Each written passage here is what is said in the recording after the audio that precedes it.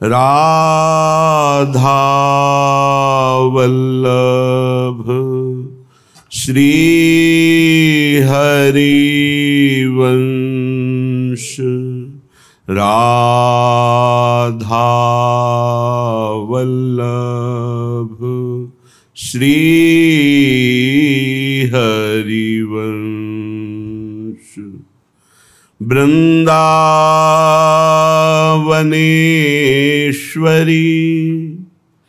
तवैव पदारविन्दं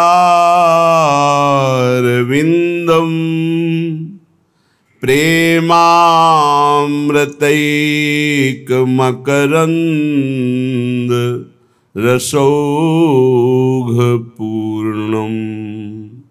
हृद्यर्पितं मधुपते स्मरतापमुग्रम्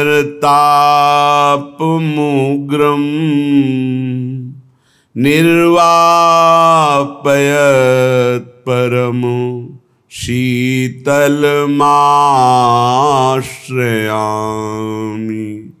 परम शीतल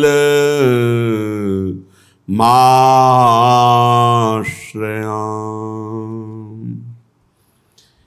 इतनी बात कृपा करी दीजिए लाडली श्री श्यामा। इतनी बात कृपा करी दीजिए सब ही सुख अति खारो लागे बिरह ताप तन छीजे लाडली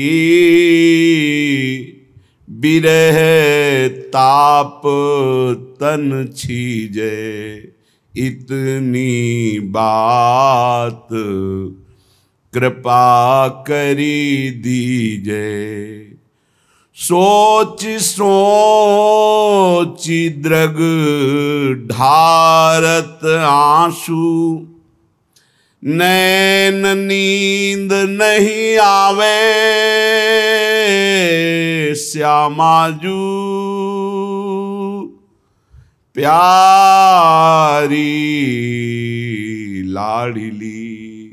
सोच सोची दृग ढारत आंसू नैन नींद नहीं आवे हा राधा मेरो और न को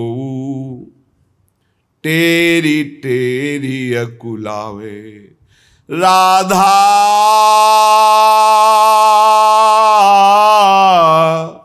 राधा राधा हा राधा मेरो और न को तेरी तेरी अकुलावे तेरी तेरी अकुलावे। नाम रटो चौकूं चहु हेरो पुल कै सकल शरीरा। आहा नाम रटूं चौकूं चहु ओरे पुल कै सकल शरीरा। मिलवे की अति लगे चटपटी पल छिन परे न धीरा पल छिन परे न धीरा। ही में पीर उठे अति गाढ़ी छिन छिन फाटे छाती। ऐसी कृपा करो मेरी स्वामिनी करुणा कोमल गाती करुणा कोमल कोमल गाती, इतनी बात कृपा कर दीजिए। हे लाडली, हे प्रियाजू, बस एक ही बात तो मांग रहे हूं, आप कृपा करके मुझे दीजिए। जितने सांसारिक भोग हैं इंद्रियों के, असलियत में इनमें सुख नहीं है, तो हमारे हृदय में ये बात बैठ जाए कि सब कड़वे हैं, ये सब विष तुल्य हैं, और आपसे मिलने के लिए मेरे हृदय में विरह जागृत हो जाए। बस आपकी रूप माधुरी मिलन की प्रबल आकांक्षा सोच सोच कर एकांत में बैठ करके आंसू बहाऊं, और ऐसी विरहाग्नि जगे कि ना तो दिन में चैन न रात में नींद। बस हा राधा पुकारूं। प्रियाजू, मेरा कोई नहीं है आपके सिवा। हे लाडली, बस आपको पुकार पुकार कर रोऊं, इतनी कृपा कर दीजिए, इतनी बात दे दीजिए कि नाम रटूं, चौंकूं, चौंक कर क्या इधर से प्रियाजू आ रहे हैं, क्या इधर से आ रहे हैं, रात दिन केवल आपकी बाट जो नाम रटते हुए रात दिन आप किधर से आ रहे हैं, ऐसा चारों दिशाओं की तरफ देखूं और मेरा शरीर पुलकित हो जाए, रोमांचित हो जाए आपका चिंतन करके। मिलवे की ऐसी चटपटी हृदय में कि एक क्षण के लिए भी धैर्य न रह जाए। हृदय में इतनी पीड़ा उठे कि हृदय फटने लगे। भोरी सखी कहती हैं, हे अलबेली स्वामिनी, हे करुणामयी, हे कोमल स्वभाव वाली, आप कृपा करके मुझे ऐसा विरह दे दो, ऐसे मिलन की आकांक्षा दे दो, ऐसी पीर हृदय में दे दो कि आपके सिवा और कुछ अच्छा न लगे, बस आपके मिलन की आकांक्षा। उपासना एकमात्र उपास्य देव में स्थिति। हमारी प्रियाजू परिपूर्णतम परमात्मा, परात्पर, सच्चिदानंद घन, निखिलेश्वर्य, माधुर्य, सौंदर्य के समुद्र, दिव्य सच्चिदानंद विग्रह, आनंद कंद भगवान श्री कृष्णचंद्र को अधीन करने वाली हैं। राधा तत्व ये आगम निगम पुराण अगोचर है। अहोभाग्य है जिनको श्री राधा नाम का परिचय मिला, जो राधा चरणारविंद की उपासना में प्रवेश पा रहे हैं। सच्ची मानिए अहोभाग्य है जिनको ये कि श्री राधा किशोरी का नाम प्रायः बाहर शास्त्रों में, पुराणों में ज्यादा नहीं पाया जाता। गीता जी में नहीं है, जैसे प्रश्नकर्ता लोग पूछते हैं गीता जी में नहीं है, तो गीता जी में वृंदावन का वर्णन किया, रास का वर्णन किया, गोपीजनों की महिमा का वर्णन किया, गीता में ब्रज 84 कोष का वर्णन किया।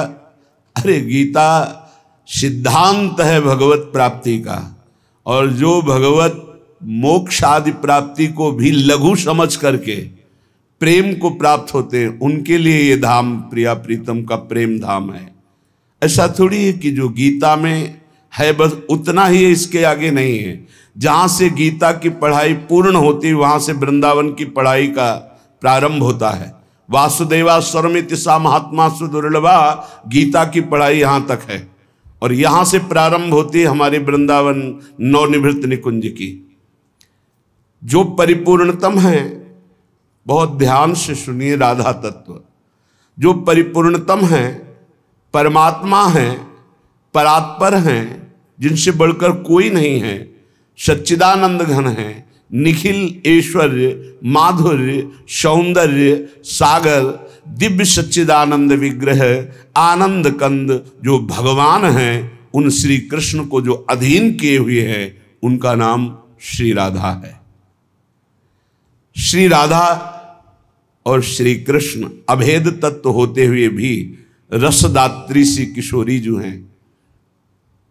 श्री राधा अपने अंश से ही श्री रुक्मिणी आदि जितनी, और श्री सीता जी और श्री भगवती अम्बा आदि जितनी शक्तियां, ये सब किशोरी जी के ही अंश से प्रकट हैं। भगवान शंकर से बड़ा कोई ज्ञानी नहीं त्रिभुवन में। आप राधा कृपा कटाक्ष पढ़कर देखिए कैसा वर्णन श्री जी का कर रहे हैं। भगवान जब विभिन्न सच्चिदानंद में लीलावतार धारण करते हैं तो श्री जी ही उनके साथ निरंतर रहती है, एक क्षण के लिए भी अलग नहीं होती। पृथकता लीला में दिखाई दे, लेकिन वो एक क्षण के लिए भी नहीं, क्योंकि शक्ति और शक्तिमान अभेद होते हैं। जब अवतार लीला में तो इन्हीं से शक्ति का प्रादुर्भाव होता है, हमारी श्री जी से। श्री भगवान स्वयं वर्णन कर रहे हैं कि हे लाडली जू, यथा त्वं राधिका देवी गोलोके गोकुले तथा वैकुंठे च महालक्ष्मीर भगवती च सरस्वती भवती मर्त लक्ष्मीश्च क्षीरोदशायिनः प्रिया धर्मपुत्र वधुस्त्वं च शांतिर्लक्ष्मी स्वरूपिणी कपिलस्य प्रिया कांता भारते भारती सती द्वारावत्यां महालक्ष्मीर भवती रुक्मिणी सती त्वं सीता मिथिलायां च त्वच्छाया द्रौपदी सती। हे किशोरी जू, जब जब मैं अवतार जो भी लीला का धारण करता हूं, तो जैसे मैं अपने अंश से अवतार लेता हूं, आप ऐसे अपने अंश से प्रकाशित होती हैं। मैं गोलोक में जब विहार करने वाला गोलोक बिहारी होता हूं, तो उस समय आप मेरे साथ देवी राधिका के रूप में होती हैं। जब मैं गोकुल में होता हूं, तो आप राधा के रूप में होती हैं। जब मैं वैकुंठ में, तो महालक्ष्मी के रूप में आप ही अपने अंश से हैं। जितनी देवी शक्तियां हैं, सरस्वती आदि, ये सब आपके ही अंश से हैं। जब मैं क्षीरसाई भगवान विष्णु का रूप धारण करता हूं, तो आप लक्ष्मी का रूप धारण करती हैं। आप ही जब मैं नारायण रूप धारण करता हूं, तो नारायण कांता शांति के रूप में धर्मपुत्र नारायण। जब मैं कपिल रूप धारण करता हूं, तो आप भारतीश्वरी रूप धारण करती है। जब मैं द्वारिकाधीश के रूप में होता हूं, तो आप ही रुक्मिणी के रूप में हैं। आपकी ही एक अंश छाया से द्रौपदी का प्रादुर्भाव हुआ अग्निकुंड से। आप ही मिथिला में अपने अंश से सियाजू के रूप में प्रकाशित हुई, जो श्री राम की प्रिया कहलाई। जब मैं राम रूप में, तो आप ही मिथिला अधिपति जनक जी की कन्या सियाजू के रूप में प्रकाशित हुई। तो जो भगवान अवतार धारण करते हैं, प्रिया जो अपने अंश से अवतार धारण करती है। अंशी सबके भगवान श्री कृष्ण महान रचयिता श्री कृष्ण द्वैपायन व्यासदेव जी ने, कि सब अंश हैं, सबके परिपूर्णतम अवतार भगवान श्री कृष्ण हैं। और जहाँ श्री कृष्ण अवतार प्रकट होता है, तो बाह्य लीला में भगवान नारायण और आंतरिक लीला में निकुंज से आए हुए ठाकुर। भगवान का जो दिव्य लीला विग्रह है, उस सच्चिदानंदमय है। न रक्त है, न मांस है, न हड्डी है, ना ये जो हमारी संसारिकता के अंग है, ये नहीं है। चिदानंदमय देह तुम्हारी विगत विकार जान अधिकारी। जब सच्चिदानंद विग्रह श्री भगवान अवतार लेते हैं, तो भगवान का आनंद वपु होता है। और आनंद की पूर्ति आह्लाद से होती है। वही आह्लाद स्वरूप आह्लादनी शक्ति साथ साथ होती है जहां जहां भगवान अवतार लेते हैं। श्री भगवान अपने निजानंद को परिस्फुट करने के लिए, अपने ही आत्मस्वरूप का आस्वादन करने के लिए, अपने आनंद का सार प्रेम विग्रह जो आप हैं श्री किशोरी जी, उसका आस्वादन करते हैं। लालजू आनंद समुद्र, प्रियाजू उस आनंद का सार आह्लाद, आह्लाद का सार प्रेम, प्रेम का सार भाव, भाव का सार महाभाव, उसका रसास्वादन स्वयं प्रभु करते हैं। आनंद की प्रेम मूर्ति, प्रेम विग्रह रूपा श्री किशोरी जो हैं। प्रेम जब सार रूप धारण किया तो उसका नाम हुआ राधा। राधा, राधा कोई कैसे समझ पाएगा, कैसे समझ पाएगा? बहुत ध्यान से सुनना। श्री राधा जो प्रेम समुद्र का सार हैं। भगवान श्री कृष्ण आनंद समुद्र हैं, जो आनंद सिंधु सुख राशि, सीकर तय त्रैलोक सुपासी। जहां आनंद वहां प्रेम, जहां प्रेम वहीं आनंद। तो जहां कृष्ण वहां राधा, जहां राधा वहां कृष्ण। आनंद रस सार का घनीभूत विग्रह श्री कृष्ण, तो प्रेम रस सार की घनीभूत मूर्ति श्री राधा किशोरी जी। जब कभी कोई रसिक महापुरुष इनके विछोह का वर्णन करता है तो वो वहीं समीप होते हैं, ऐसी प्रेम वैचित्र दशा का वर्णन होता है। पार्श्व में विराजमान है अंक में, अंक स्थिते पिदयते किमपि प्रलापम हा मोहनेति मधुरम विदधत्य कस्मात। लालजू के अंक में विराजमान होकर के पुकारे, हा श्याम सुंदर तुम कहां हो। प्रियाजू के गलबहियां दिए हुए प्रेम वैचित्र दशा को भूल गए। क्वासी क्वासी वृषभानुनंदनी बिलपत विपिन, हा राधा राधिका पुकारत। ये प्रेम वैचित्र दशा है। अतएव श्री राधा और श्री कृष्ण का विछोह कभी एक पल के लिए भी संभव ही नहीं है। बहुत रस की बातें हैं। श्री राधा के बिना श्री कृष्ण एक क्षण भी नहीं रह सकते। श्री कृष्ण के दिव्य आनंद विग्रह की स्थिति ही है दिव्य राधा, प्रेम विग्रह स्वरूपा श्री राधाजू। श्री राधाजू का जीवन है श्री कृष्ण, तो श्री कृष्ण का जीवन है श्री राधा। प्यारी जी के जीवन बिहारी जू, तो बिहारी जू के जीवन प्यारी जू, ध्रुवदास जी ने लिखा है।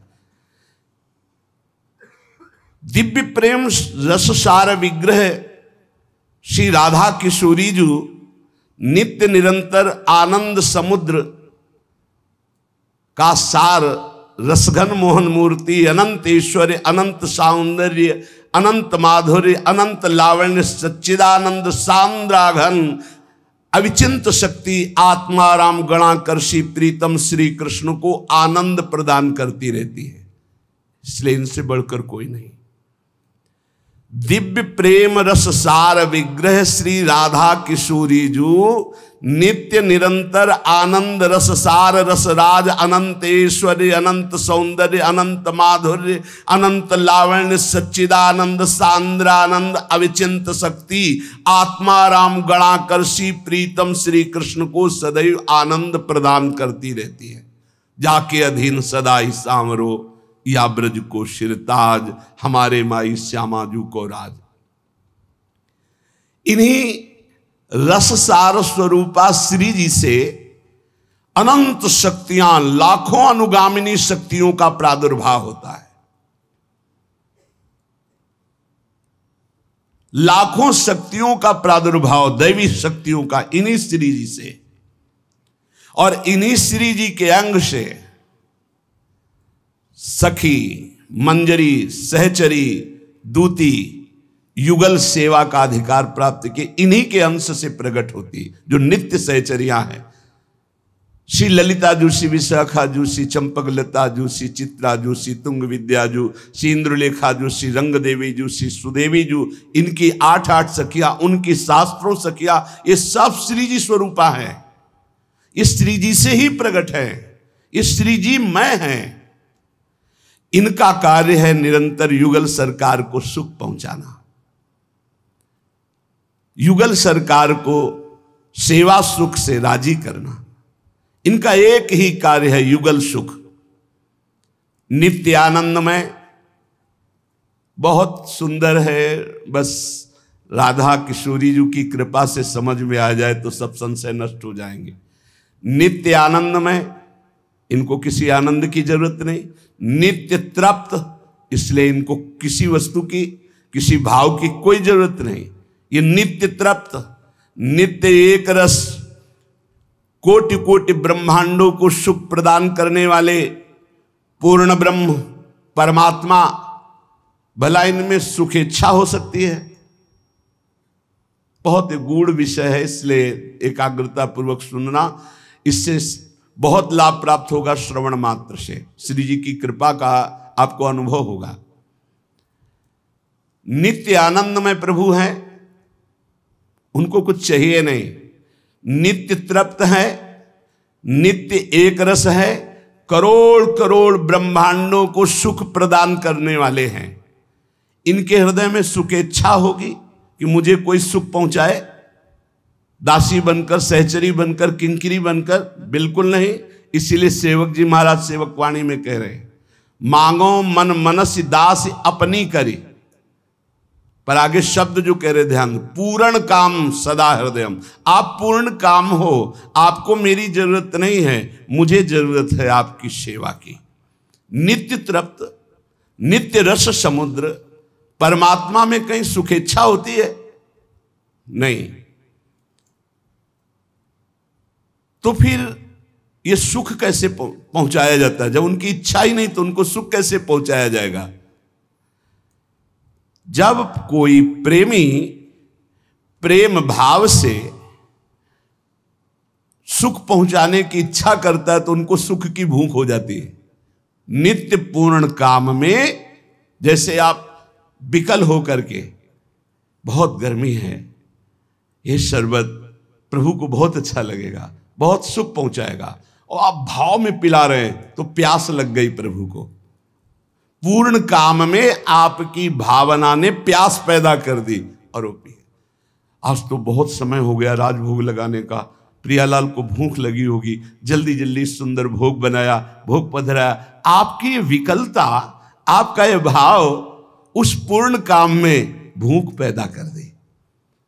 शयन का समय हो रहा है, नींद आ रही होगी प्रियालाल, आपका ये भाव उस महामहिम जहां किसी भी तरह की नींद आदि सुख की कहीं कोई गुंजाइश, उनको नींद आ रही है, वो आपको दिखाई देगी कि जमुआ रहे हैं, उनकी आंखें झप रही, उनको नींद आ रही है।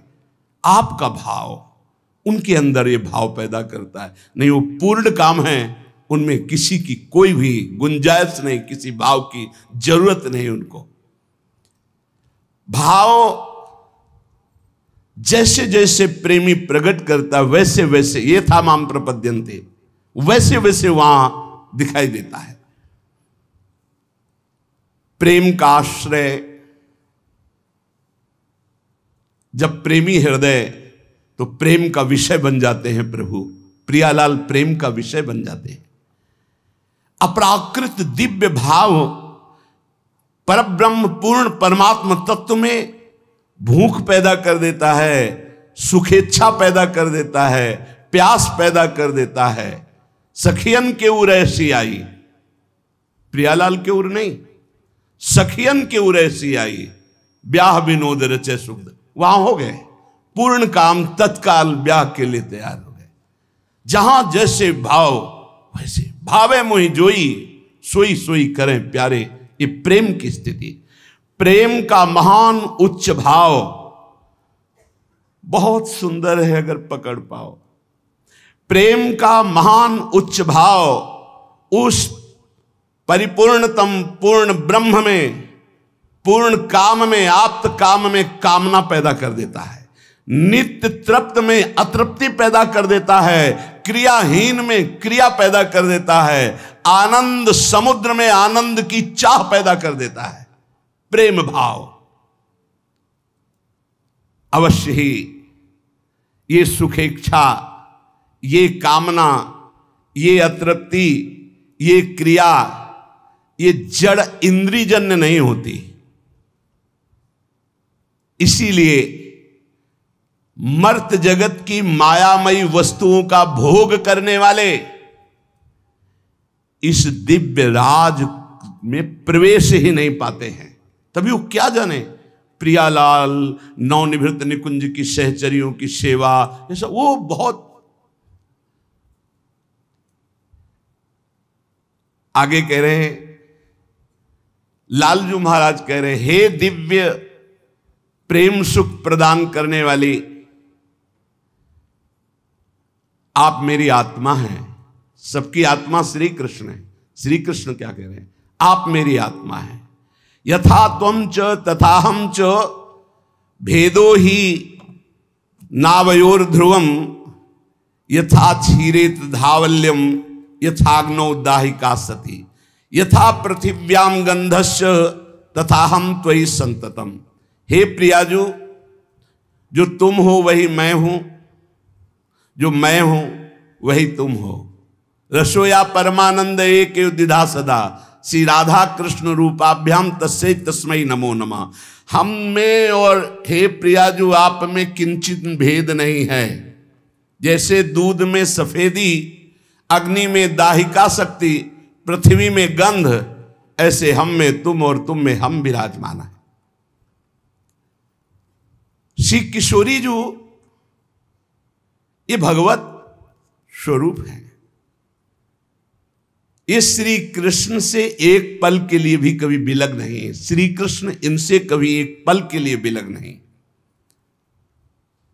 हां, इनकी लीला और इनका प्रभाव, इनकी महिमा ये वेद आगमों निगमों में वर्णन नहीं की गई। ये गुप्त रीति है। अपने यहां कहा जाता है, गुप्त रीति आचरण प्रगट सब जग दिए, ज्ञान धर्म व्रत कर्म भक्ति किंकर की। अद्भुत ये प्रेम रस। जब किसी उपासक पर श्री कृष्ण बहुत कृपा करते हैं तो उन्हें श्री राधा नाम, राधा चरणारविंद की परिचय की वृत्ति प्रदान करते हैं। जब बहुत कृपा करते हैं, अत्यंत दुर्लभ बात है राधा नाम और राधा चरणारविंद की उपासना। श्रीमद् भागवत में राधा नाम प्रगट रूप में नहीं आया। गोपी संबोधन करते रहे।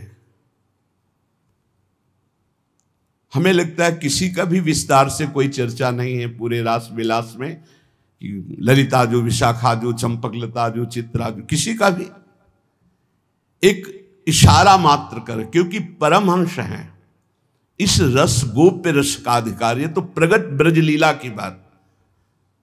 इसमें भी जिनको सुना रहे हैं उनका प्रश्न हो जाता है, बड़ा अजीब प्रश्न होता है। महाराज, धर्म संस्थापना के लिए भगवान अवतार लेते हैं, ऐसा? वहीं से रास रोक दी? नहीं, कितने समय चलती रहती, वही रोक दी रासलीला का चर्चा, क्योंकि इसका अधिकार चाहिए, इसका अधिकार। श्रीमद् भागवत में राधा नाम प्रकट रूप में नहीं आया, पर संपूर्ण रास राधा रस में ही भरा हुआ है। जैसे शरीर में आत्मा, ऐसे रास की आत्मा है श्री जी, रासेश्वरी है। सुखदेव जी को अपार प्रीति है राधा नाम से, इसीलिए उच्चारण नहीं किया।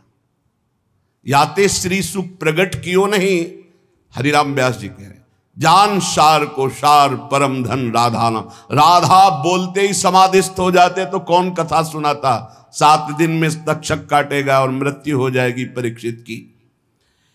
प्रेम रस सार, बहुत अमृत, प्रेम रस सार परम चिंतामणि श्री राधाजू का नाम, इसीलिए श्री सुखदेव जी ने उच्चारण नहीं किया। आनंद रससार श्री कृष्ण की दिव्य प्रेम लीला का उसी को रसास्वादन मिलता है जो राधा चरणारविंद की भक्ति और राधा नाम का निरंतर रटन करता है। अगर कहीं कोई वर्णन करता है श्री कृष्ण का और जहां राधा नहीं तो वो श्री कृष्ण नहीं, अवतार नारायण ने जो लिया वो लीला है। लेकिन हमारे जो प्रभु वृंदावनाधीश्वर प्रिया जो एक कदम कभी वृंदावन से बाहर नहीं गए, न प्रिया न लाल। जहां श्री लाल जो हैं वहीं प्रिया जो हैं, जहां प्रिया जो हैं वहीं लाल। ब्रह्म वैवर्त पुराण के इन श्लोकों का जरूर श्रवण कर लें। आवयोर भेद बुद्धिम च यह करोति नराधमः तस्य वासः काल सूत्रे यावत् चंद्र दिवाकरौ पूर्वान् सप्त परान् सप्त पुरुषान् पातयत्यधः कोटि जन्मार्जितं पुण्यं तस्य नश्यन्ति निश्चितम् अज्ञानादावयोर्निन्दां ये कुर्वन्ति नराधमाः पच्यन्ते नरके घोरे यावत् चंद्र दिवाकरौ। ब्रह्मवैवर्त पुराण। जो नराधम हम दोनों में, श्री कृष्ण और राधा में भेद बुद्धि वर्णन करता है, भेद बुद्धि करता है। अवयोर भेद बुद्धिम चा यह करोति नराधमा तस्य वासा काल सूत्रे यावत् चंद्र दिवाकरा। जब तक सूर्य और चंद्र की स्थिति है तब तक उसे काल सूत्र नामक नरक में डाला जाता है। दसमा शास्त्रम प्रमाणम तस्य वासा काल सूत्रे यावत् चंद्र दिवाकरो। जब तक सूर्य चंद्र रहेंगे तब तक उसे काल सूत्र नरक में डाला जाएगा। जो राधा कृष्ण में भेद बुद्धि करके वर्णन करता है, अवयोर भेद बुद्धिम च यह करोति नराधमा, वो नराधम नीच जब तक सूर्य चंद्र रहेंगे तब तक काल सूत्र नामक नरक में डाला जाता है। उसके बाद पूर्वान सप्त परान सप्त, 7 पीढ़ी पीछे 7 पीढ़ी आगे इनको नरक प्राप्त होता है। कोटि जन्मार्जित पुण्य उसी समय नष्ट हो जाते हैं जब कोई राधा किशोरी के विषय में इधर उधर बोलता है। कोटि जन्मार्जित पुण्यम तस्य नश्यन्ति निश्चितम अज्ञानादावयोर निंदाम ये कुर्वन्ति नराधमा। जो नराधम अज्ञानवश निंदा करता है, करोड़ों करोड़ों जन्मों के पुण्य उसी क्षण नष्ट हो जाते हैं और वो चिरकाल तक पच्यन्ते नरके घोरे यावत् चंद्र दिवाकरो, वो चिरकाल तक घोर नरक को भोगता है। इसलिए कभी कोई प्रिया प्रीतम राधा कृष्ण के विषय में इधर उधर की बात न करो। अगर शास्त्री की बात है तो ब्रह्मवैवर्त पुराण में लिखा हुआ है। पहले गोपी प्रेम को समझो, तब आप राधा प्रेम और निकुंज की बात। रास पंचाध्याय में आया, रेमे रमेशो ब्रज सुंदरी भीर यथार्भका स्वा प्रतिबिंब विभ्रमा। जैसे छोटा बालक अपने प्रतिबिंब के साथ खेलता, वैसे भगवान ब्रज सुंदरियों के साथ ये आत्म विलास है। कोई भी ब्रज सुंदरी पार्थिव शरीर वाली नहीं थी, सब चिदानंद वाली। ये अवतार लीला है। भगवान का श्रीअंग आत्मस्वरूप चिदानंद। ये रास लीला रसमय आनंद कंद भगवान की आत्मलीला है। प्रेम भाव से अपने आनंद स्वरूपा में वो रमण करते हैं, इसलिए उन्हें गोपी वल्लभ कहा गया। गोपी कौन है? उनकी आत्मा है। वो अपनी आत्मा में रमण करते हैं। स्थिति है, गोपी एक स्थिति का नाम है। जैसे प्रधानमंत्री एक इस पद का नाम है, राष्ट्रपति किसी व्यक्ति का नाम नहीं है, एक पद का नाम। उसमें चाहे स्त्री बैठे चाहे पुरुष बैठे, वो राष्ट्रपति ही कहा जाएगा। ऐसे चाहे स्त्री शरीर हो चाहे पुरुष शरीर हो, भाव को जो प्राप्त होता है तो वो सखा भाव प्राप्त कर सकता है, वो सखी भाव प्राप्त कर सकता है, वो गोपी भाव। ये एक पद है, एक स्थिति। जैसे ब्रह्मा जी तो वहां एक पद है परमेष्ठी पद, उसमें जो बैठता है उसे ब्रह्मा कहते हैं। चाहे कोई भी बैठे, जो भी अपने पुण्य और धर्म के प्रताप से जाके बैठेगा उसे परमेष्ठी पद कहते हैं। त्रिभुवन पद देवराज इंद्र का। ऐसे ही शांत पद, दास्य पद, साख्य पद, वात्सल्य, गोपी, सहचरी, ये पद हैं, ये प्रेम स्थितियां हैं, ये किसी स्त्री पुरुष का नाम नहीं है। अतएव जो साधना उपासना भगवत कृपा से प्रेम भाव को प्राप्त होता है तो आनंद स्वरूपा प्रभु उसको वैसे ही, जिस भाव से भजन करता है वैसे ही उसको प्राप्त होते हैं। ये गोपियों के साथ रास, ये आत्मा रमण है। गोपियों का एकमात्र प्राण, मन, बुद्धि, चित्त, अहम श्री कृष्ण है स्थिति। एकमात्र उद्देश्य श्री कृष्ण, एकमात्र अंतःकरण चतुष्टय श्री कृष्ण। उद्धव जी से कहा नाहिन रहो ही अमा ठौर, तुम्हारे ज्ञान के लिए हृदय में जगह नहीं रह गई। नंद नंदन अछत, वो यहां पूरे विराजमान हो गए, पूरे हृदय में विराजमान। मन श्री कृष्ण, बुद्धि श्री कृष्ण, चित्त श्री कृष्ण, अहम श्री कृष्ण, यह गोपी स्थिति। अतएव प्रेममयी गोपी अनंत आनंदमय श्री कृष्ण की इस लीला में कहीं किंचन मात्र कोई लौकिकता की गंध भी नहीं है। गोपियों के प्रेम अत्युच्च परम काष्ठा की स्थिति है, अत्युच्च प्रेम की पराकाष्ठा की स्थिति जिसे भाव कहते हैं। इसलिए इस रूढ़ महाभाव को प्राप्त करने की जिन साधकों ने साधना की, वो यत्किंचित गली कूचे की बातें समझ करके प्रिया प्रीतम के प्रेम रस की बात को कैसे समझा जा सकता है। हम इसलिए गली कूचे की कह रहे कि राज दरबार की बात जानने वाला महल की बात का जानने का अधिकारी नहीं रहता। महल का कोई सेवक राज दरबार की भी बात जानता है और महल की भी बात जानता है। ये वृंदावन नित्य विहार महल है प्रिया प्रीतम का। जिस उपासक में निजेंद्री तृप्ति की इच्छा का संस्कार भी नहीं रह गया। आप देखो, जब भक्ति का रंग चढ़ता है, शुद्ध भक्ति का, अभी ये गोपी भाव या प्रेम भाव की बात नहीं, अभी केवल भक्ति परिपक्व। वृत्तासुर बहुत ही उच्छृंखलता का कार्य किया था, भगवान शंकर का अपराध कर दिया। विमान पे बैठे बैठे तभी वृत्तासुर हुए। विमान पे बैठे बैठे भगवान शंकरषण की कृपा से इन्हें विमान मिला था। कैलाशपति भगवान शिव महायोगी, वामांग में अंबाजी बैठी हुई थी और सनकादि बैठे हुए थे, उपदेश कर रहे थे। ये विमान पे चढ़े चढ़े गए और अभद्र वचन बोलने लगे। यही होता है, को नरस जन्मा जग माही, प्रभुता पाई जाहि मद नाही। भगवान शंकरषण की कृपा हो गई तो दिव्यता आ गई, पर उसे पचा नहीं पाए।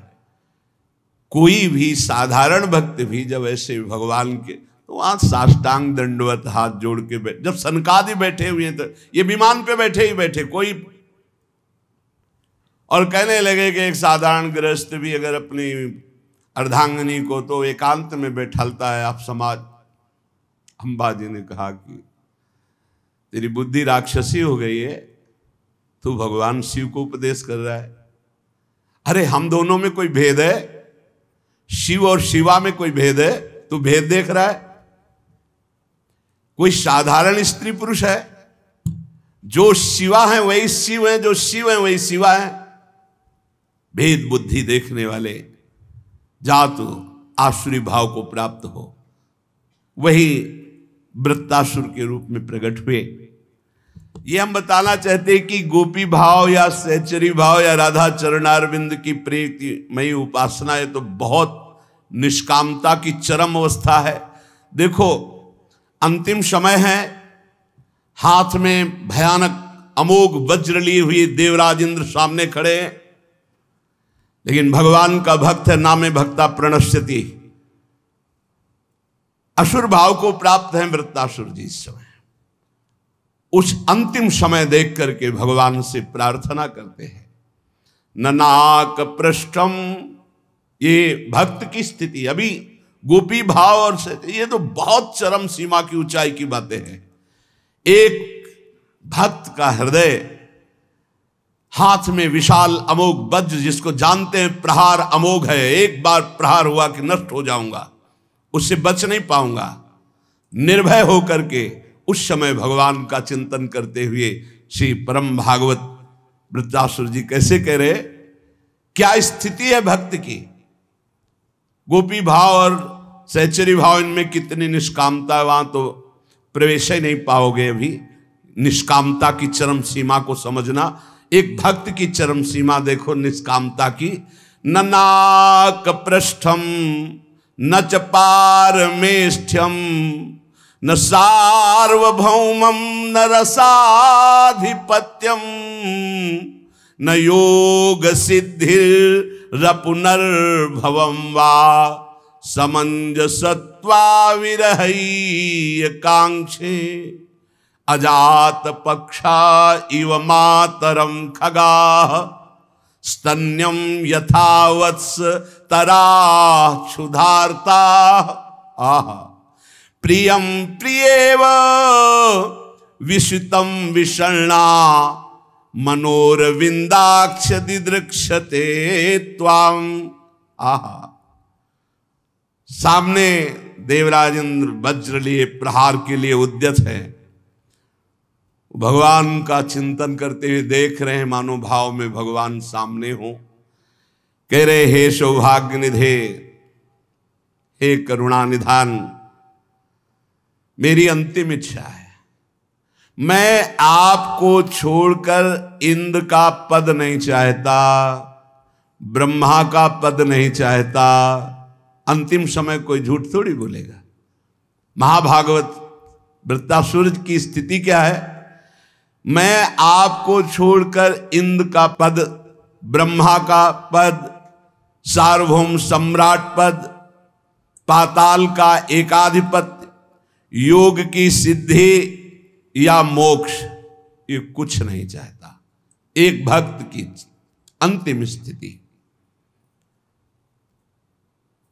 आप विचार कीजिए, गोपी जनों में या सहचरी जनों में कहीं किसी भी कामना की गंध। अरे साधारण भक्ति जब रंग लाती है तो ब्रह्मादिक के भोग सब विषम लागतता नारायण ब्रज चंद की लगन लगी है जाए। अभी ये सब, अभी भक्ति का रंग नहीं आया, इसलिए समझ नहीं पाते।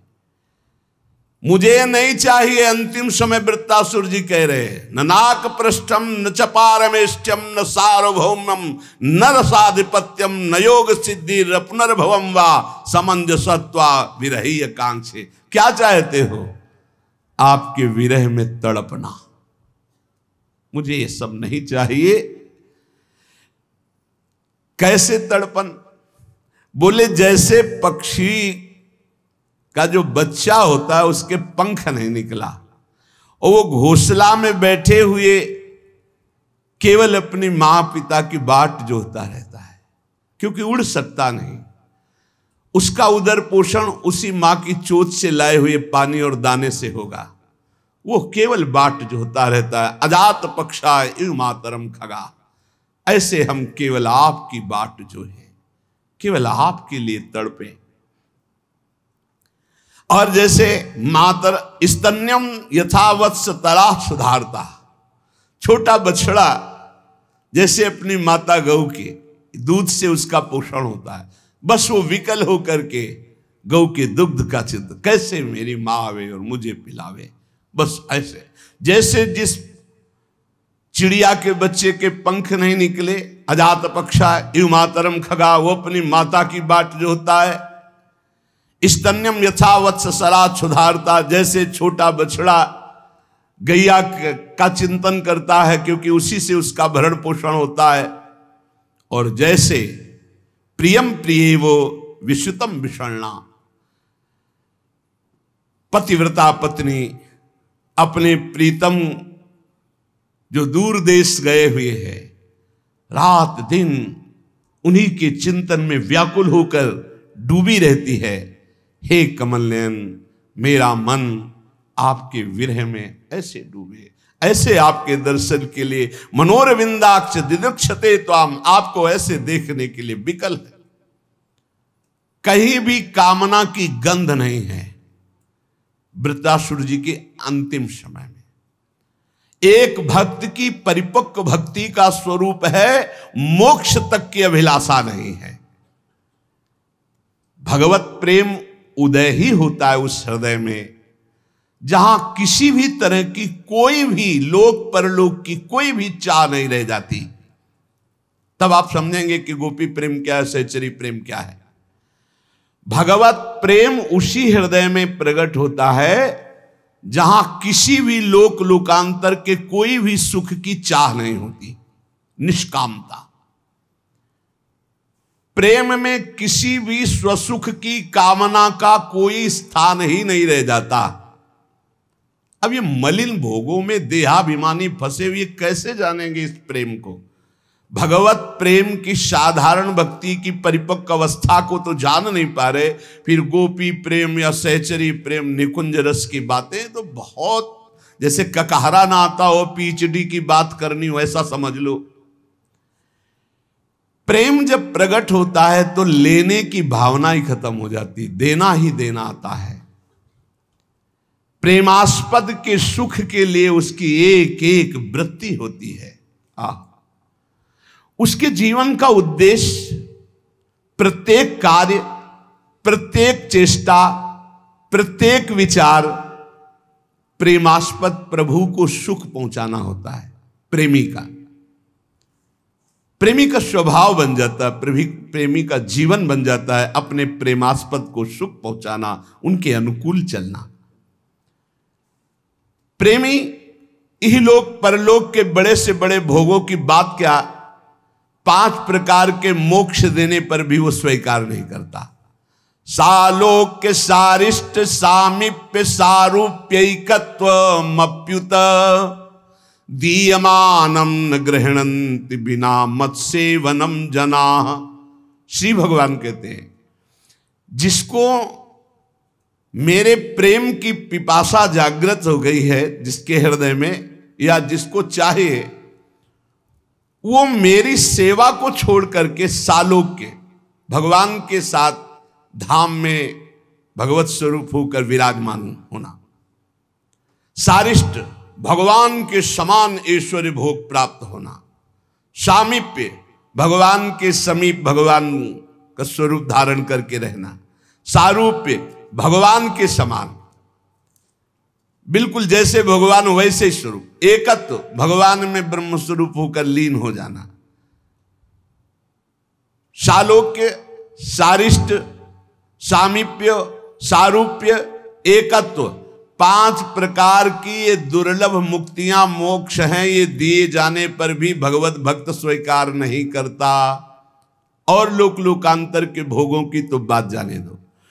भगवत प्रेमियों की पवित्र प्रेमाग्नि में लोक भोग मोक्ष इन सब की वासनाएं भस्म हो जाती। प्रेमाग्नि में केवल सारी की सारी आसक्ति अपने इष्ट के चरणों में होती है। उसका सहज स्वभाव होता है इष्ट का चिंतन, इष्ट के लिए रोना, इष्ट के लिए तड़पना, इष्ट के लिए विकल रहना। प्राण प्रीतम प्रभु को समस्त आचार अर्पण करके केवल उनके मधुर मधुर सुमिरन में वो डूबा रहता है। ऐसे पवित्र हृदय उपासक के प्रेम मार्ग की ऊंचाई पर चढ़ना शुरू करते हैं, जहां लोक भोग मोक्ष कोई कामना नहीं, सारे कर्म प्रभु को अर्पित करके निरंतर स्मरण परायण उनकी ऊंचाई बढ़ती आध्यात्मिक। एक तार निरंतर चिंतन जिनका कभी भी नहीं टूटता है, सूक्ष्मतर रूप नित्य निरंतर उनको भगवान की अनुभूति होने लगती है। देखो एक एक शब्द अमृतमय है। जिनका निरंतर एक तार चिंतन चलता है, कभी टूटता नहीं, उनको भगवान की सूक्ष्म से सूक्ष्म बात का अनुभव होने लगता है, अनुभूति होती है। प्रतिक्षण नित्य नूतन नवायमान मधुर रूप उनके सामने प्रकाशित हो जाता है। भगवान की समस्त वाणी प्रकाशित हो जाती है उनके हृदय में, रूप प्रकाशित हो जाता है, सूक्ष्म से सूक्ष्म ज्ञान प्रकाशित हो जाता है। किनके? जिनके हृदय में निरंतर एक तार तैल धारावत भगवत चिंतन चलता है, जिनकी कोई भी चेष्टा भगवत विमुख नहीं रह जाती है, तब उनके अंदर जो प्रेम आता है उसे कहते हैं अनिर्वचनीय प्रेम स्वरूपम। देवर्षि नारद जी ने कहा वो अनिर्वचनीय प्रेम जागृत होता है जिसको वाणी से नहीं बताया जा सकता। पवित्र प्रेम में अब इंद्रियां साधारण इंद्रियां नहीं रह गई। साधारण इंद्रियां प्रकृति को देखती हैं, प्रेममयी इंद्रियां परमात्मा को देखती हैं। अब उनकी साधारण वासना नहीं रह गई, असाधारण वासना भगवान को सुख पहुंचाने की, सुख सिंधु को सुख पहुंचाने की। स्वयं की भोग लालसा का कोई स्थान ही नहीं रह गया। बुद्धि, मन, प्राण, इंद्रियां सभी नित्य निरंतर परम प्रीतम प्रभु के साथ जाके मिल गए। अब इनके हृदय में शुरू होता है मिलन और वियोग के झकोरे। तन मन के बिछुरे नहीं, पर चाह बढ़े दिन रैन, प्रेम का स्वरूप। और कबहु संजोग न मानहि, देखें भरी भरी नयन। अब मिलन और वियोग नित्य नवीन रस वृद्धि होती रहती है। कभी मिलन तो उनकी प्रेम माधुरी, रूप माधुरी, उनकी वार्ता, उनकी चर्चा, इसमें डूबे। कभी दशा एकदम बदली, ऐसा लगा कभी प्रभु नहीं मिले, चिल्ला चिल्ला कर रो रहे। प्रेम की चर्चा सुनते ही उनकी दशा बदल जाती है। वो प्रेम में ही संतुष्ट रहते हैं, प्रेम में ही नित्य रमण करते हैं। पर ये प्रेम किसी प्रेमी महापुरुष के संग से ही जागृत होता है। ऐसी निष्कामता, लोक परलोक भोग मोक्ष की चाह मिटा देने की वृत्ति, ये भगवत प्रेमी महात्मा के संग से ही प्राप्त होती है। जब किसी भगवत प्रेमी महात्मा का संग मिलता है तब ऐसा प्रेम जागृत होता है। इसीलिए कहा गया तुलयाम लवे नापि ना स्वर्गम ना पुनर्भवम भगवत संग संगस्य मर्त्यानाम किमुताशिषः। यदि भगवत प्रेमी महात्मा का एक लव मात्र समय के लिए संग मिल जाए तो स्वर्ग और मोक्ष की भी तुलना नहीं की जा सकती। फिर तुच्छ मनुष्य लोक के भोग की तो बात ही क्या। परम पवित्र, भुक्ति मुक्ति त्यागी, उज्ज्वलतम प्रेम, ऐसे महापुरुष का संग प्रेम प्रकट करता है। तब वो ये जानना शुरू होता है कि ब्रज क्या है, वृंदावन क्या है, प्रिया प्रीतम क्या है, गोपी जन क्या है, सहचरी जन क्या है, समझ रहे। तब उसके अंदर जब इस कोट की ऊंचाई होती है, इस परम पवित्र भोग मोक्ष त्यागी उज्जवल प्रेम का मूर्तिमान स्वरूप जब ऐसे रसिक प्रेमी जन मिलते हैं, तब प्रेम की बात, तब प्रेम की चर्चा, तब कहीं प्रियाजू के नाम रूप लीला धाम की कुछ झांकी समझ में आती है। जिसके हृदय में युगल सरकार के अतिरिक्त और कोई लालसा नहीं, प्रिया प्रीतम के, ना कोई चिंता, ना कोई शोक, ना कोई भय, ना कोई लालसा, ना कोई कल्याण मोक्ष की कोई चाह नहीं, वो सब राधा रानी के चरणों की उपासना के रंग में प्रवेश पाते हैं। बड़ा पवित्र आदर्श है किशोरी जी के चरणों की उपासना का, जहां मोक्ष का भी त्याग है। श्री राधा किशोरी की ये 8 सखियां छाया की तरह हर समय रहती है, ललिता विशाखा चित्रा चंपकलता सुदेवी तुंग विद्या इंद्रलेखा रंग देवी। इन प्रत्येक की अनुगता 8-8 सखियां हैं, उनकी भी बहुत सी सखियां, ये सब घेरे रहते हैं हमारे प्रिया प्रीतम को 8 पैर सेवा में। पता नहीं कहां से वर्णन किया जाता है। प्रिया प्रीतम एक पल के लिए वियोग, इन सखियों से एक पल के लिए वियोग नहीं, एक पल के लिए कभी वृंदावन से बाहर नहीं।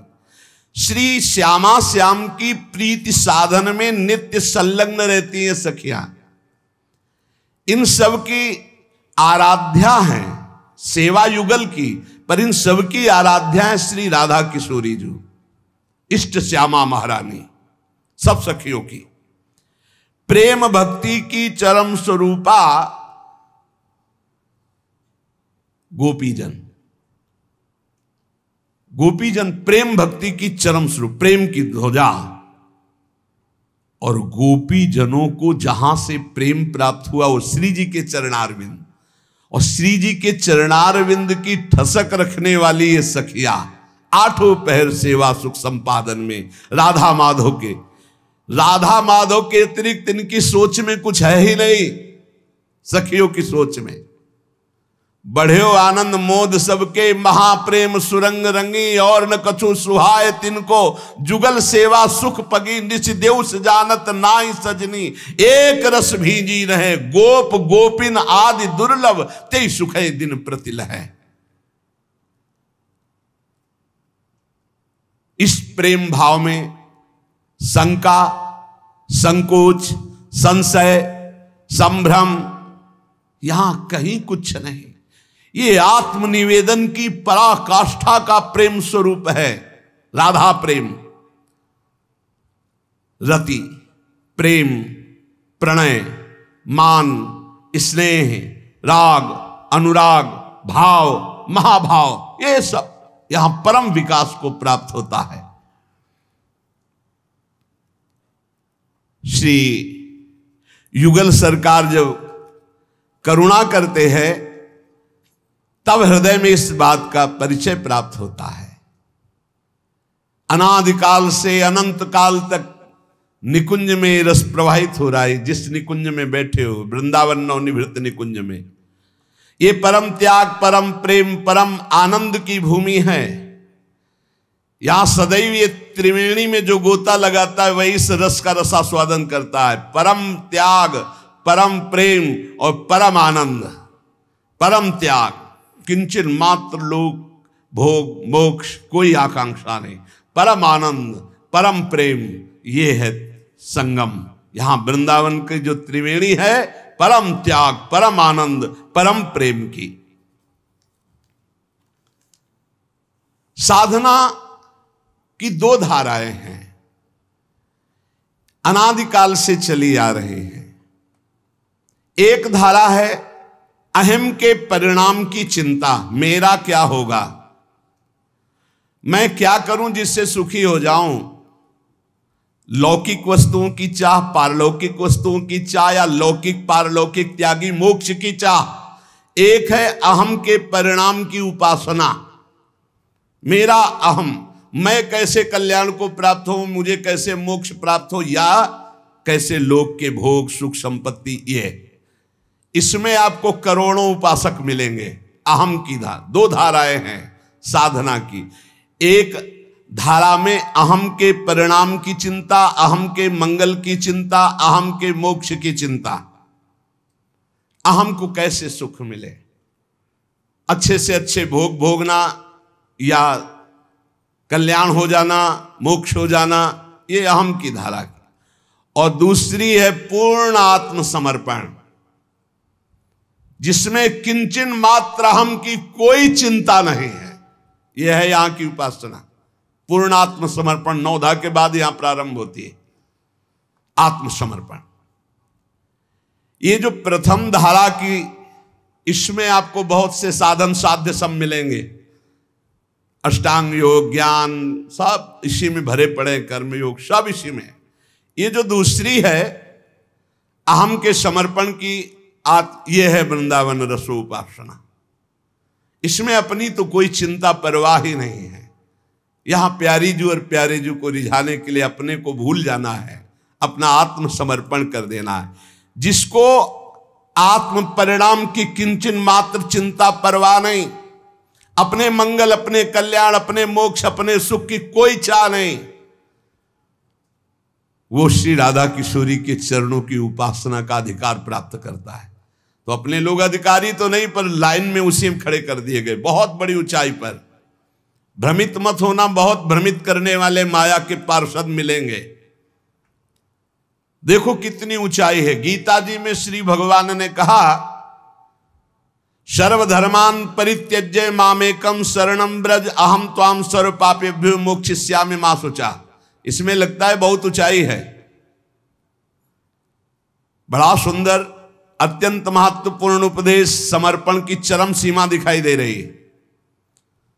पर कह रहे हैं इसमें देख लो, प्रलोभन दे रहे हैं भगवान। अहम त्वाम सर्व पापेभ्यो मोक्षयिष्यामि मा शुचा, मैं तुम्हें समस्त पापों से बचा लूंगा, पापों का नाश कर दूंगा, तुम्हारा मंगल कर दूंगा, तुम्हें पवित्र कर दूंगा, आओ तुम हमारी शरण में आ जाओ।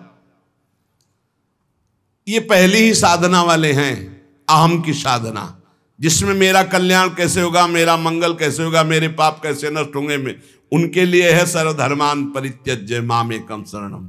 अभी वृंदावन रस की शरणागति की बात नहीं हो रही है। इसीलिए कहते हैं जब रसिकों के संग बैठोगे तब सूत्र सुलझेंगे नहीं, ऐसे क्या समझ पाओगे। अपने अहम के मंगल की भावना का पूर्ण उत्तर है सर्वधर्मान परित्यज्य मामेकम शरणम ब्रज तो अहम त्वाम सर्व पापेभ्यो मोक्षयिष्यामि मा। ये तो सर्वाणि कर्माणि मयि सन्न्यस्य मत्पराः अनन्येनैव योगेन माम ध्यायन्तु उपासते तेषाम् अहं समुद्धर्ता मृत्यु संसार सागर। ये सब पहली लाइन वाले हैं। साधना दो प्रकार की, एक अहम की और एक अहम के समर्पण की। ये अहम के समर्पण की नहीं है, अहम का समर्पण हो रहा है अहम के कल्याण के लिए, अहम के मंगल के लिए, सर्व पाप नाश के लिए भगवान यहां बोल रहे हैं। आगे बढ़ते हैं, हमारा बंधन से छुटकारा हो जाएगा, हमें मोक्ष मिल जाएगा, हम परम सुखी हो जाएंगे। भगवान भी प्रलोभन दे रहे, आओ, उत्तम बात है और सत्य है, और लाखों करोड़ों मोक्ष को प्राप्त हो गए इसी दोहे से। यहां हम प्रथम वार्ता कर रहे हैं प्रथम साधन की। मोक्ष की इच्छा है, पापनाश की इच्छा है, अपने मंगल और अपने कल्याण की इच्छा है। अभी राधा किशोरी के चरणों की बात नहीं कर रहे, अभी वहां की शरणागति की बात नहीं। बंधन से, वेदना से, काम क्रोध से, पाप से मैं छूट जाऊंगा, आनंदित हो जाऊंगा, झंझट खत्म हो जाएगी, बड़ा मंगल हो जाएगा, आकांक्षा है। वहीं गीता में आगे चल करके भगवान एक नई स्थिति बता रहे हैं जहां किसी भी बात का प्रलोभन नहीं दिया। का ब्रह्मभूता प्रसन्नात्मा न सोचती न कांक्षति समः सर्वेषु भूतेषु मद भक्तिम लभते पराम। यहां कोई पापनाश की बात नहीं कही। साधक मन में पाप हो गया है, अब उसका नाश कैसे होगा, और सर्वधर्मान परित्यज्य। आओ इस लाइन पे, यहां कह रहे हैं जो ब्रह्मभूत है वो प्रसन्नात्मा है, उसके अंदर न सोच रहती न कोई आकांक्षा रहती है। स्वयं भगवान अपने आप आकर के मिलते हैं, आनंद प्रदान करते हैं, उसको मिलन की भी आकांक्षा नहीं होती। यह है पराभक्ति का फल। न कोई सोच है, न कोई चाह है, हर समय वो ब्रह्म चिंतन में डूबा हुआ परमानंद में मगन रहता है। न उसको पापनाश की चिंता है, न मोक्ष की चिंता है, न कोई लाभ की चिंता है। ये मेरी पराभक्ति का है। मद भक्तिम लभते पराम, ये इस श्लोक से बहुत ऊंची चीज है। सर्वधर्मान परित्यज्य से ये बहुत ऊंची चीज है। ब्रह्मभूता प्रसन्नात्मा न सोचते न कांक्षति समा सर्वेषु भूतेषु मद भक्तिम लभते पराम। जहां कोई आकांक्षा नहीं, जहां कोई वासना नहीं, जहां कोई अहम का कल्याण मंगल की बात नहीं, अहम का पूर्ण विस्मरण, इसमें समर्पण। सर्वधर्मान परित्यज्य मामेकम शरणम ब्रज, अहम का समर्पण अहम के मंगल के लिए, और इसमें अहम का विस्मरण न सोचति न कांक्षति प्रसन्नात्मा मदभक्तिम लभते पराम।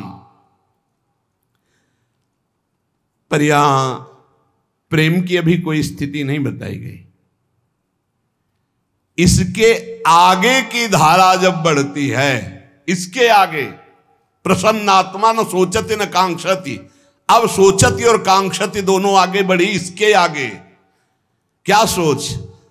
सोच प्रेम की, आकांक्षा प्रेम मूर्ति युगल सरकार के सानिध्य और सेवा की। ये उससे भी आगे की बात है। यहां आती हैं सखियां। ये सब श्री जी के अंश स्वरूपा हैं। ये भावधारा की मूर्तिमान प्रतिमा हैं। ये प्रेम की आदर्श हैं। इनका जीवन राधा है। एक बार ब्रह्म विद्या पद्म पुराण के पाताल खंड में ये चर्चा आती है। स्वयं तपस्या कर रही थी मूर्तिमान ब्रह्म विद्या। उसको तप करते देखकर ऋषियों ने पूछा कि आप कौन हैं, आपके तेज से पूरा वन प्रकाशित हो रहा है। तो उन्होंने कहा, मैं इतना कठिन जो तप कर रही हूं, मेरा परिचय तुम जानोगे तो आश्चर्यचकित हो जाओगे। हम तुम्हारी आराध्या हैं। तुम सब ब्रह्म ऋषि जिसकी आराधना करते हो, मैं वो ब्रह्म विद्या हूं।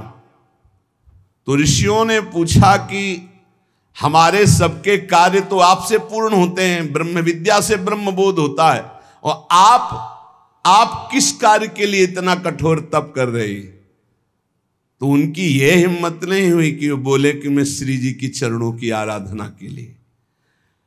ऋषियों ने पूछा, आप तपस्या किसके लिए कर रहे हो? तो इसमें लिखा है कि वो इतनी सामर्थ्य नहीं रख पाए कि वो भूल जाती कि मैं राधा किशोरी के भाव की प्राप्ति के लिए कर।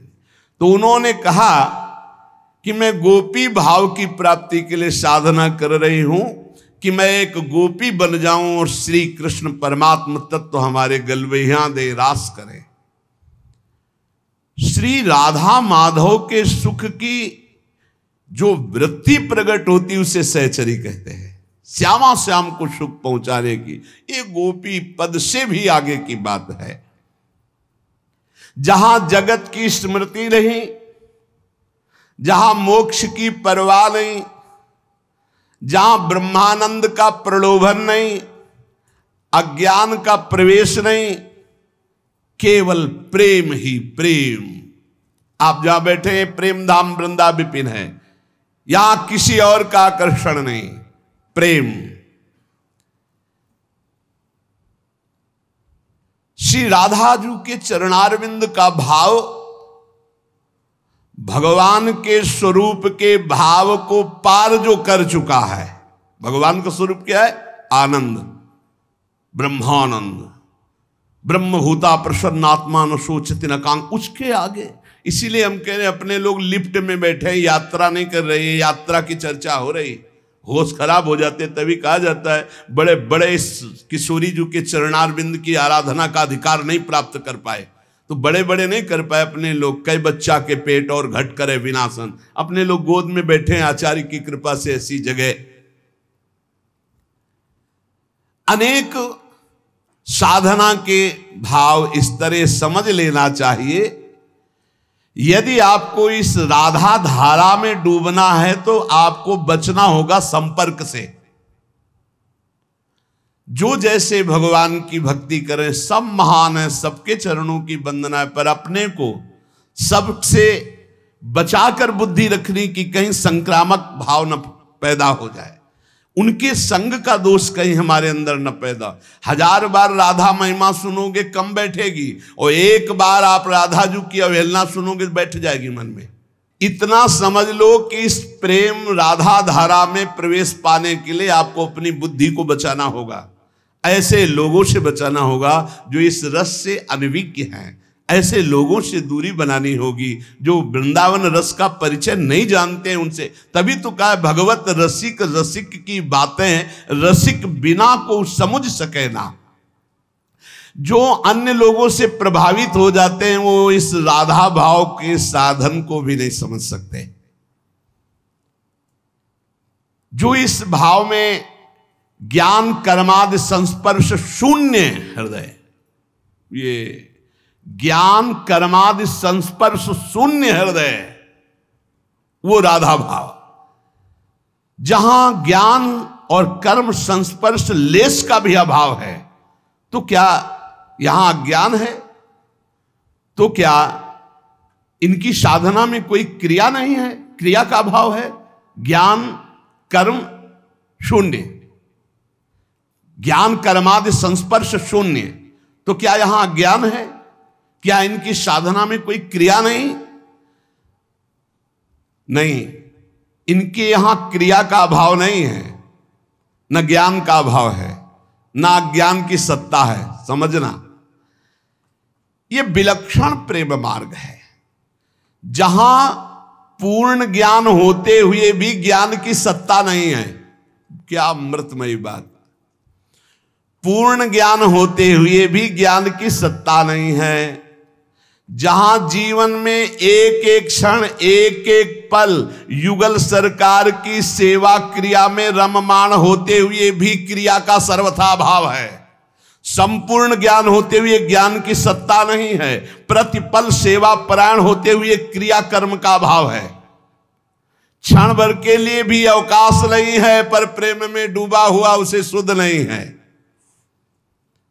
वो कभी ना सोता है, ना अलसाता है, ना कहीं वो भाग कर एकांत जंगल गुफा में जाता है। वो जहां है वही उसी में रमण कर रहा है। चलते फिरते उठते बैठते खाते पीते सोते जागते हर समय केवल श्यामा श्याम। उसके पास कर्म बल नहीं है, लेकिन कर्म हो रहा है। ज्ञान बल नहीं है, पर अखंड ज्ञान है उसको। उसके पास है क्या? भाव। तभी वो राधा किशोरी की तरह भावोत्सवेन भजताम रसकाम धेनु।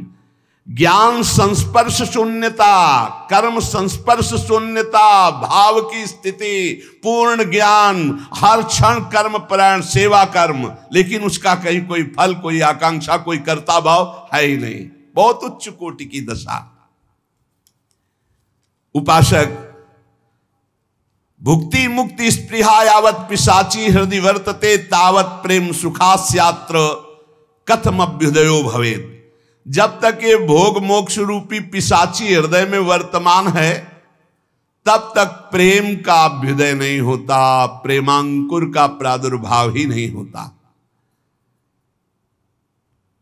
भगवत पार्षदों में कोई कामना नहीं होती, फिर श्री जी की सखियों में कहां?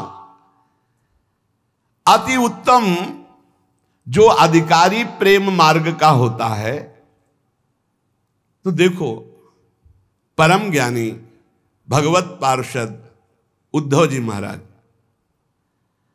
जब वो वृंदावन में आए और प्रेमी स्वरूप गोपी जनों के दर्शन किए, उनसे संभाषण किया, तो जो ज्ञान सुख था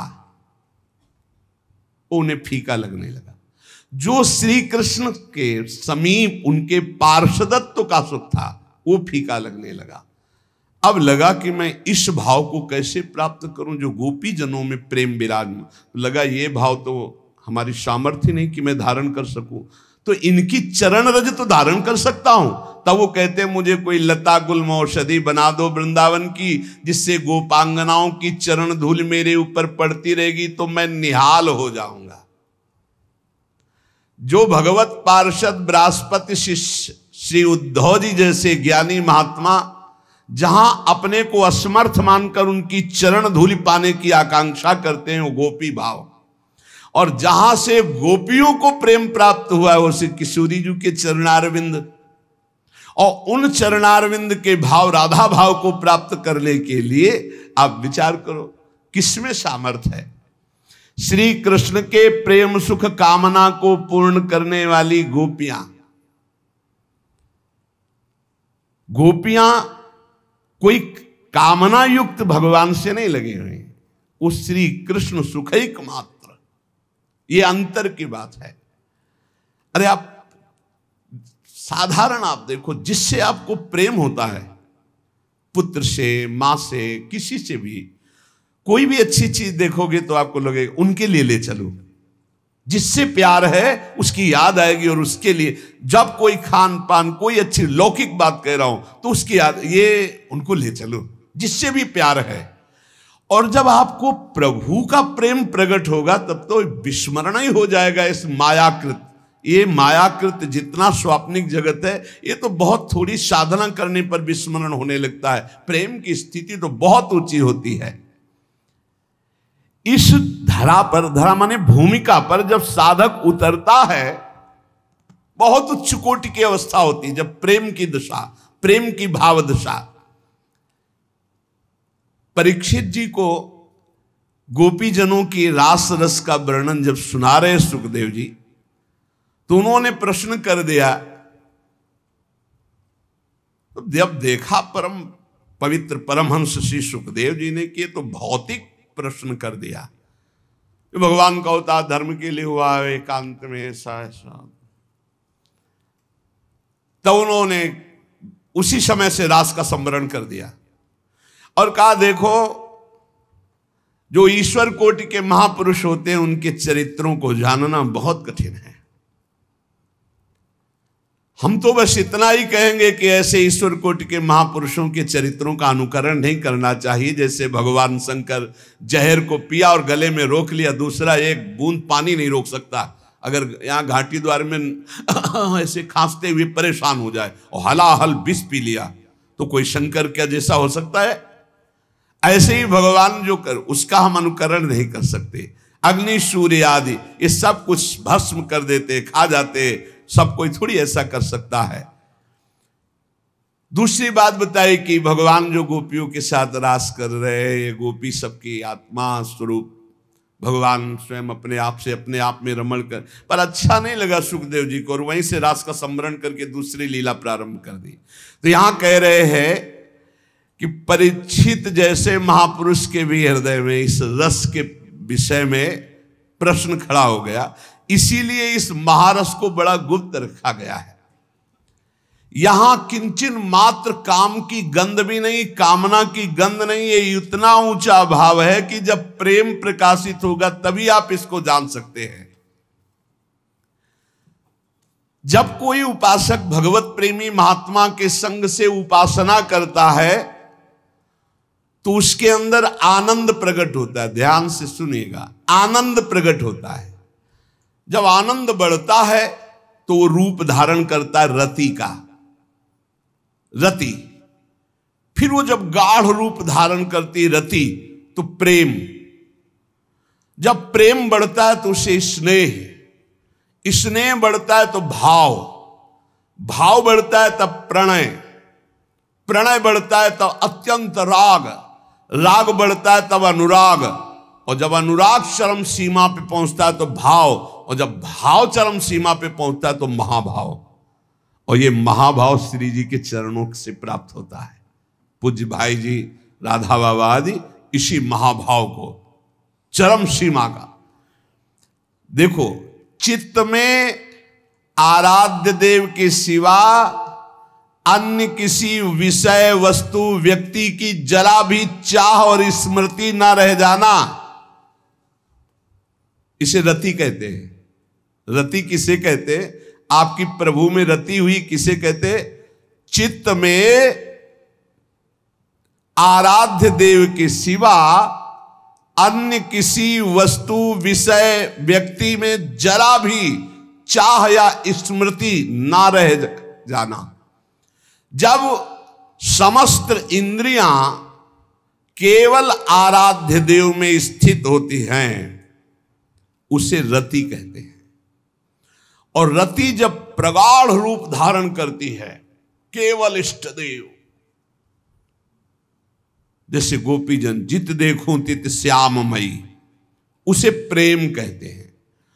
प्रेम जब अनन्य ममता धारण करता है, गाढ़ ममता धारण करता है, इष्ट के सिवा कहीं कोई अपनापन, कहीं कोई स्मृति, बिल्कुल किंचन मात्र नहीं, तब वो स्नेह कहा जाता है। प्रगाढ़ प्रेम की स्थिति, अत्यंत स्नेह में विकलता। जब केवल चित्त द्रवित द्रवित मात्र, वो थोड़ी थोड़ी देर में रोता रहता है। ये स्नेह, द्रवित चित्त की स्थिति ऐसी प्रगाढ़ होती है कि उसी स्वाद में वो डूबा रहता है। किंचन मात्र प्रतिकूल चिंतन, प्रतिकूल भाव, प्रतिकूल आकर्षण नहीं पूरी सृष्टि में। तब स्नेह का माधुर्य रस अधिक बढ़ता है, और जब वो माधुर्य रस अधिक बढ़ता है तब वो राग के पहले जो भाव आता है, गाढ़ भाव, अब हर समय वो भाव में भरा रहता है। रति, प्रेम, स्नेह, भाव, ये बहुत ऊंची स्थिति की तरफ जा रहा है। ये भाव इतना माधुर्य रस से युक्त हो जाता है कि वो प्रणय रूप धारण कर लेता है। वो कभी अपनी प्रभु से मान धारण करता है, कभी प्रभु से, वो वार्ता प्रभु से ही होती है। कभी प्रभु से वो रूठ जाता है, कभी प्रभु से आसक्त हो जाता है, कभी प्रभु के लिए वो रोने लगता है, कभी प्रभु के लिए वो गाने लगता है। तो मान भी प्रभु से करता है, मनाने आना पड़ता है। जैसे ग्वारिया बाबा मान कर गए, जाओ आज से तेरा नाम ही नहीं जपेंगे। यार तो इतना जीवन हो गया तेरे लिए तड़पते हुए, पुकारते हुए, जब तेरे को इतना है कि मेरे पुकारने पर तू नहीं आ रहा, तो आज से मैं तेरा नाम नहीं जपूंगा, आज से तुझे पुकारूंगा नहीं। मान कर गए। शाम नहीं हो पाई थी, आ गए ठाकुर जी रमण रेती में ही अचला पकड़ लिया पीछे से। ए बाबा देखा, अरे मेरा यार लिपट गए गले से। अरे हमने तो नियम लिया था इससे बात नहीं करेंगे, बोलेंगे नहीं, चल दिया पीछे, मनाते चले जा रहे ठाकुर जी। बाबा ये मान, भक्त के हृदय में मान, जिसे प्रणय कहते हैं। जगत में ये मान आसुरी भाव का है, ये मान नहीं, ये प्रेम भाव का मान, बड़ा मधुर, प्रीतम को आकर्षित करने वाला, प्रीतम को सुख पहुंचाने वाला, बड़ा पवित्र ये मान है।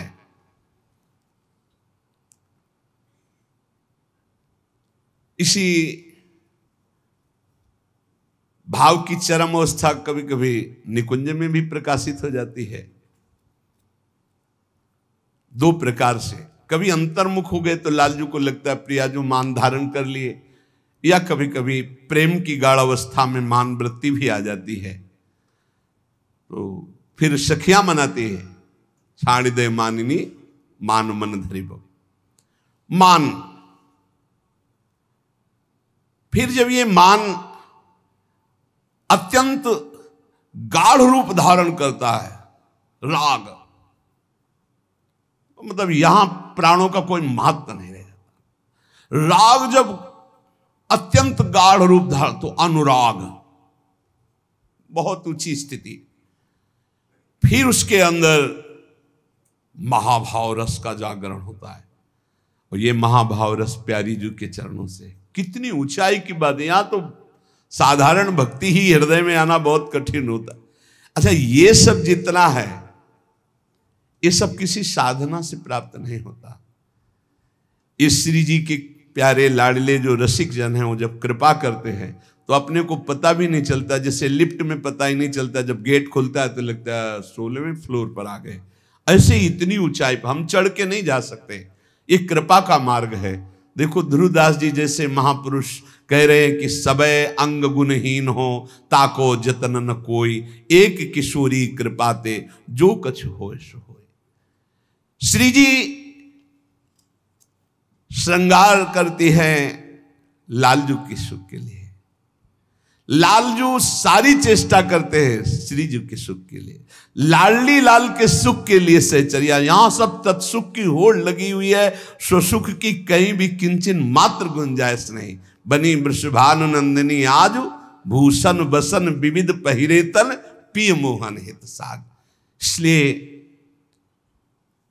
प्यारी जू प्यारे जू की इस महारसमयी उपासना, वृंदावन नित्य विहार रस के जो उपासक महाभाग्यशाली जन जो जुड़े हुए हैं, जो राधा नाम जापक है, जो राधा शरणागत है, सबसे ज्यादा हमको बचने की जरूरत है कुसंग से। हम जैसे हैं हमें कोई चिंता नहीं, हम कामी हैं, क्रोधी हैं, लोभी हैं, मोही हैं, बहुत बड़े बड़े डॉक्टर लगे, ठीक हो जाएंगे हम। श्री जी की एक कृपा कोर से हमारा काम बन जाएगा।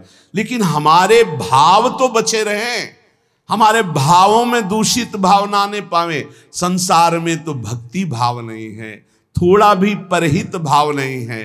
कोई बिरला भक्त ईमानदारी से भक्ति मार्ग में चल रहा है, फिर ये वृंदावन प्रेम रस की ऊंचाई की तो पहुंच ही नहीं है। इसलिए अपने कानों को बचाइए, जो चर्चा सुनते हैं उसको बार बार सुनिए और ये कृपा वर्ण कीजिए कि लाडली जी ने आप पर कितनी कृपा की है कि ऐसी उच्च कोटि की रसमयी भावना में हमें, जहां हमारी पहुंच नहीं है वहां हमको पहुंचा दिया। इसीलिए हम बार बार सावधानी पूर्वक अपने चित्त को श्री जी के चरणों में लगाएं, श्रवण इंद्री को बचाएं, ऐसी कोई बातें न सुने, ऐसे कोई हमारा चिंतन न बिगड़ने पावे।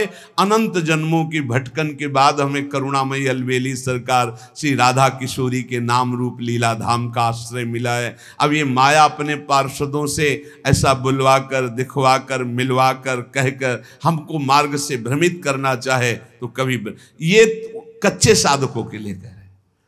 जो परिपक्व साधक है ना, तो उनको जितना आप विरोध करोगे उतना ही पुष्टता और होती है और प्रीति होती है।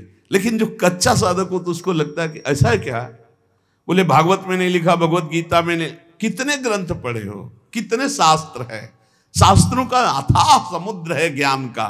तुम 2-4 शास्त्रों को पढ़ लोगे तो सिद्धांत को जान जाओ। अलग अलग सिद्धांत है। प्रेम का सिद्धांत वृंदावन नित्य विहार रस के रसिकों की, यहाँ वेद रसिकन की बानी, श्री वृंदावन धाम इष्ट श्यामा महारानी, प्रेम देवता मिले बिना सिद्ध होय न कारज।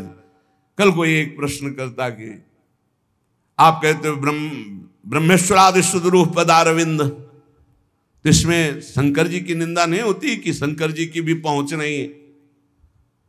निंदा नहीं होती।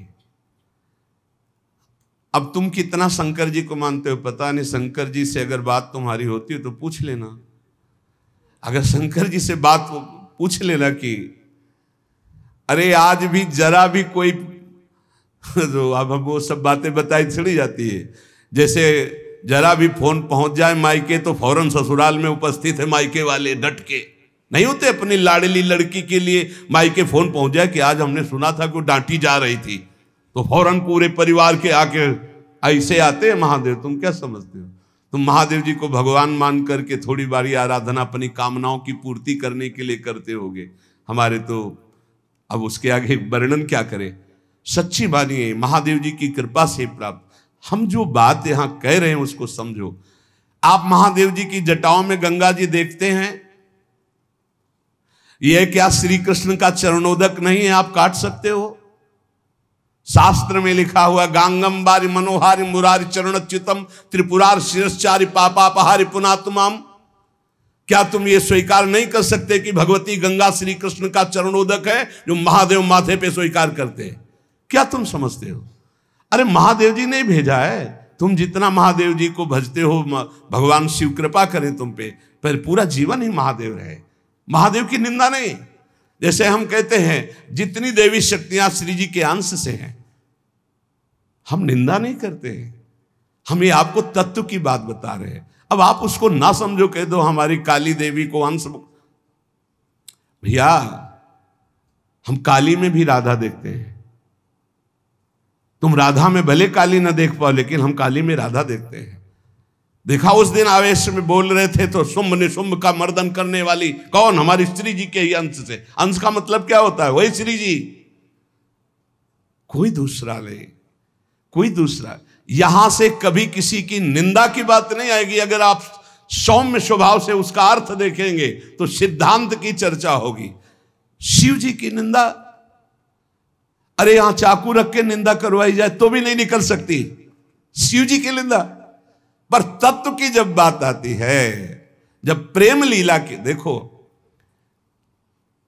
एक बात सिद्धांत की समझ लो, इस सृष्टि का खेल रचने वाला एक है और इस सृष्टि के खेल में एक है, पर उसका खेल अनेक है।